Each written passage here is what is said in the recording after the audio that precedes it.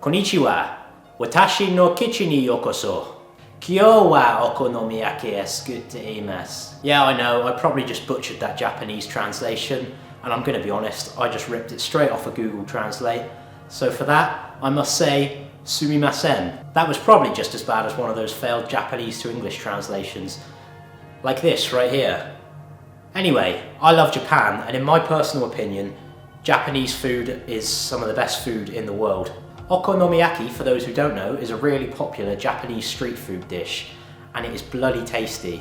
Okonomiyaki is literally derived from the two words okonomi, which means what you like or how you like, and yaki, which means grill. So as long as you have the fundamental ingredients, a grill, and a few brain cells, there's no way that you can mess this up. There are two main versions of okonomiyaki. There's the Hiroshima style and the Osaka style.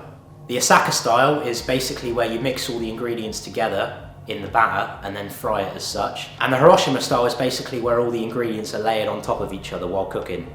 Okonomiyaki is normally made with ingredients such as yam, tenkatsu, and Japanese mayo.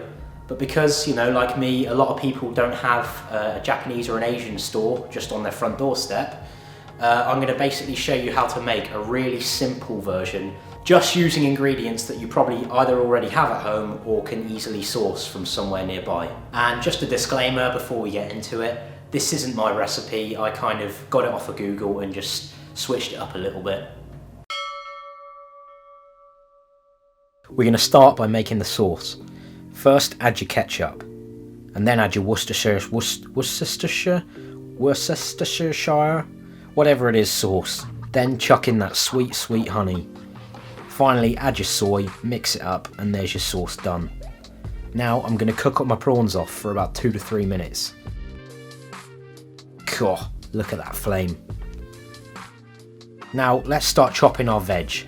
And make sure you wash your fresh ingredients first, you filthy animals. Finally, chop your spring onion, and if your chopping skills are a little shoddy like mine, it doesn't matter. Right, once that's done, add it to the bowl. Now we're going to do the same with the cabbage. Finally chop it and add it to the bowl.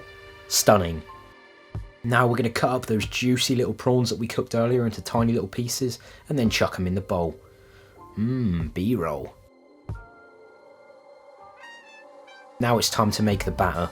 First, add your eggs. Try not to get any shell in there like I did.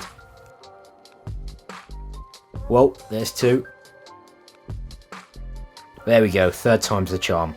Now add your flour.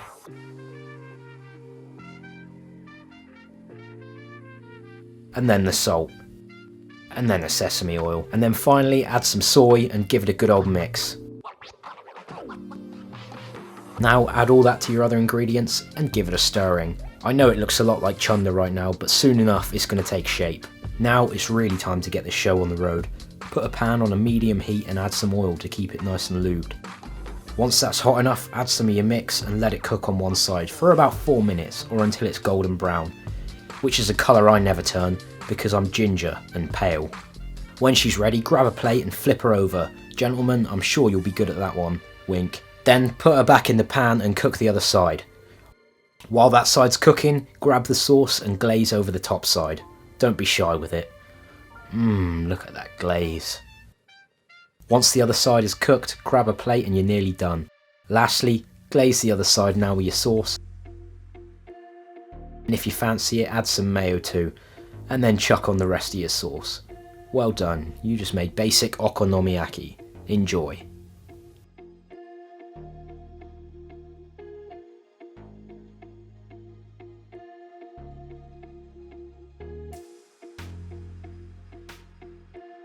So yeah, that's it. How to make basic and simple okonomiyaki.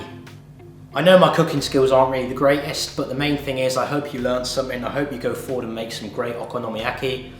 And yeah, enjoy.